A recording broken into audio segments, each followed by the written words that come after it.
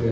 이 이제 총 정기성 질문 한 3개 정도만 여쭤보겠습니다. 홍정부 부장님부터. 일단 다음번 대통령이 되시면 누구든지 제일 먼저 해결해야 될 문제 중에 하나가 이제 코로나 문제인데요. 코로나 지금 한 2년 가까이 돼가면서 국민들 피로감이 굉장히 극도로 지금 높아지고 있는 상황인데, 이 와중에 의료 체계는 붕괴되고 병상 대란이고, 거기에 또 방역 패스 의무화 이런 거로 인한 또 국민들 사이에 갈등까지 있고 그렇습니다. 만약에 윤석열 정부였다면, 윤석열 대통령이었다면 코로나 대응이 이렇게 달랐을 것이다, 이렇게 꼭 집어서 한 2가지, 3가지 정도, 적어도 이런 거는 나는 이렇게 하지 않았을 것이다 라고 생각되는 거 있으면 말씀해 주십시오. 일단은 그런 그 무서운 감염병이 이렇게 창궐을 하게 되면은 제일 중요한 것이 이제 치료도 중요하고, 하지만 이 역학조사가 가장 중요하고요. 이 역학조사를 충분히 하고 그 데이터들, 또 확진자들의 이동 경로라든지 이런 것들을 전부 데이터화 해가지고 이걸 가지고 있어야 됩니다. 그래야만 우리가 합당한 방역 그 정책을 결정할 수가 있는데, 제가 보기에 이 정부는 지금 그런 데이터를 갖고 있지 않은 것 같습니다. 건강보험공단이 가지고 있는 데이터가 아마 거의 전부가 아닌가.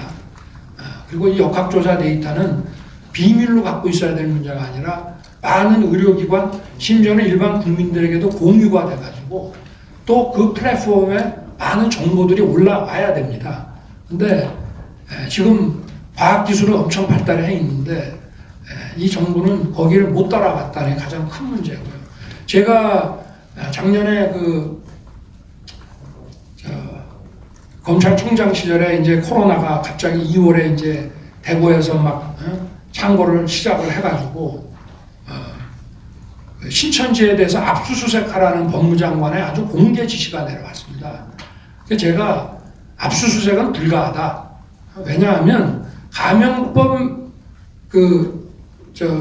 감염병법 위반 내용이라고 하는 것은 정부의 그 방역을 위한 지시를 어긴 경우가 범죄가 되는 건데, 그거에 대해서만, 그 혐의에 대해서만 압수수색을 할 수가 있는데, 그런 압수수색은 방역과 역학조사에 도움이 안 됩니다. 그래서 더구나 이걸 공개적으로 한다는 것 자체는 너무 어이가 없는 짓이었기 때문에, 그래서 그 당시에 그 이강립 그 차관하고 우리가 질병관리청에 간부들을 보내가지고 절대 그건 안 된다고 그분들의 또 말씀도 있었고 해서 질병관리청이 앞서고 대검찰청의 과학수사부의 디지털 팀들을 대거 보내줘가지고 그쪽하고 잘 타협을 해서 회계 자료를 제외한 나머지 일체 서버에 있는 자료를 전부 저희가 긁어갖고 갖다 주고 분석을 해줬습니다. 그런데 제가 우리가 수사를 못하더라도 더 많은 디지털 인력을 투입을 시켜줄 테니까 이 역학조사 데이터를 만드는데 우리 대검 직원들을 더 좀 보내주겠다 했더니 됐다고 하더라고요. 그래서 더 못했습니다. 그리고 막상 또 저 청도 이런 데 가서 역학조사를 하는데 또 각 부처의 파견 직원들이 또 거기에 대해서 저한다고 해서 검찰 직원들이 또 거기에 참여해서 역학조사를 또 했습니다. 그런데 이 데이터가 없는 비과학적인, 과학에 기반하지 않은 이 방역 가지고는 합당한 방역이 기본적으로 나올 수 없기 때문에, 제가 만일 이 방역 책임자 내지는 국가 지도자였다면은 전문가들을 투입을 해가지고 이거를 데이터에 기반한 과학적 방역 체계, 그 역학조사 결과를 모두 공유하는 그런 것으로 먼저 바꿨을 것이고요. 그리고 치료와 그 백신 문제에 대해서 백신이 뭐 전 세계에 100번째 이상으로 들어온다고 하는 것은 참 창피한 일입니다. 아마 이 백신을 새로이 mRNA 그 백신을 새로 만든다고 하는 것이 우리 기술로는 부족하기 때문에 모든 정부 부처가 총동원이 되고 기업까지 다 총동원이 돼가지고 이 백신 구입에 심혈을 기울였을 것으로 저는 생각합니다. 네. 예. 연금 개혁 질문드리겠습니다. 워낙 중요한데 김영삼, 김대중, 노무현 등 역대 모든 대통령이 물론 완벽하진 않지만 그 연금 개혁을 했습니다. 지지율에 좀 손해를 보더라도 이게 장기적으로 국가와 미래 세대를 위해서 꼭 필요하기 때문에 그랬겠죠. 근데 문재인 대통령은 연금 개혁을 외면했습니다. 근데 지금 이 후보도 또 윤 후보께서도 아직까지 연금 개혁 공약은 제시 안 한 걸로 제가 알고 있는데 혹시 표가 좀 떨어지더라도 또는 뭐 손해를 좀 보시더라도 우리 전체 이익을 위해서 연금 개혁을 약속하실 수 있으십니까? 혹시 큰 방향이 있으시다면 말씀해 주십시오. 큰 방향은 연금 개혁은 물론 어느 정당이든 간에 이 연금 개혁을 선거 공약으로 들고 나오면은 그건 무조건 선거에서 지게 돼 있습니다. 그러니까 솔직히 말해서 구체적인 연금 계획을 안 내놓는 것이지만 그러나 이거는 반드시 돼야 되는 문제고 또 연금 개혁은 의석수를 많이 갖고 있는 민주당이 또 주도를 해줘야 됩니다.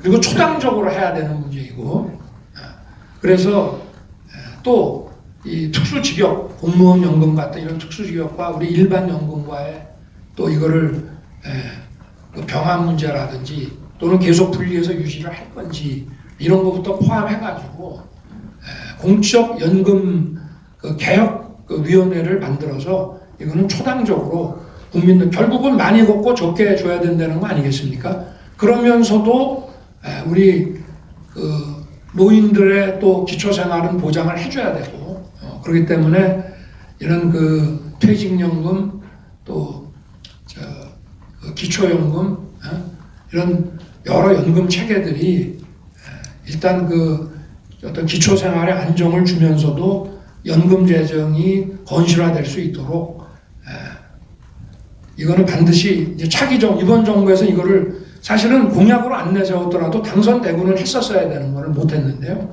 이거는 반드시 공적연금 개혁위원회를 만들어서 초당적으로 이거는 제가 대통령이 되면 임기 내에 반드시 이 부분에 대한 큰 그랜드 플랜을 제시하겠습니다. 네. 이주연부 국장이 그 네. 정기성 질문 준비하고 있습니다. 전 사실 좀 큰 질문 드리려고 했으나 지금 시간이 너무 없어서 아까 말씀하신 것 중에 확인 질문 하나만 드리겠습니다.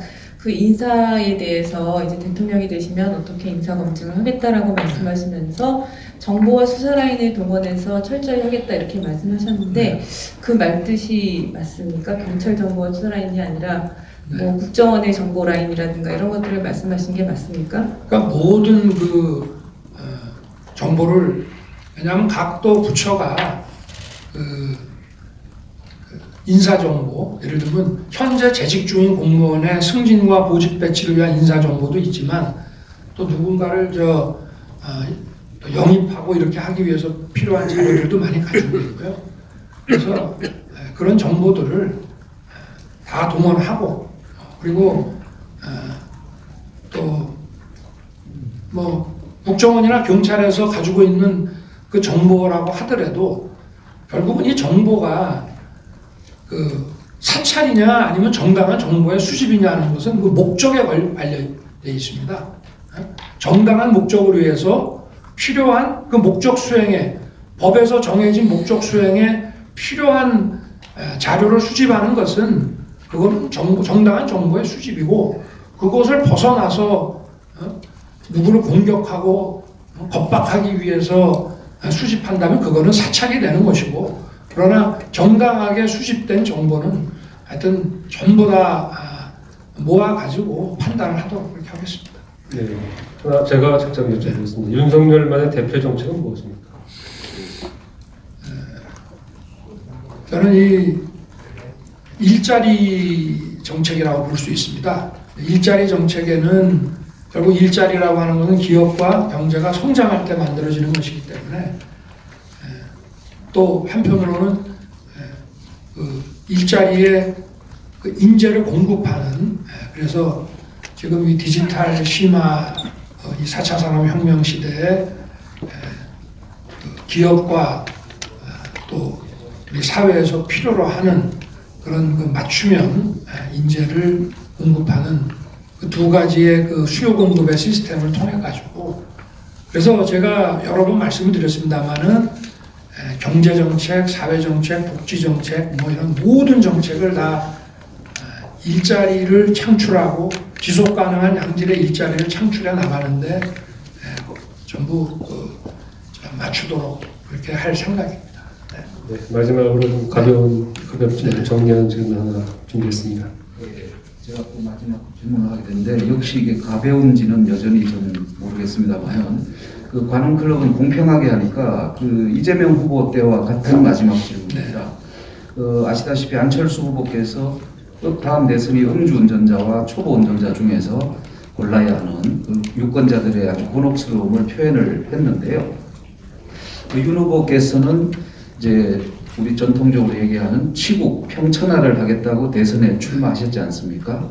그렇다면 또 한편으로는 수신제가는 정말 충분히 잘하고 있는지에 대해서도 궁금해하는 국민들이 있습니다. 마무리 발언 전에 마지막 질문이니까요. 좀 말씀 부탁드리겠습니다.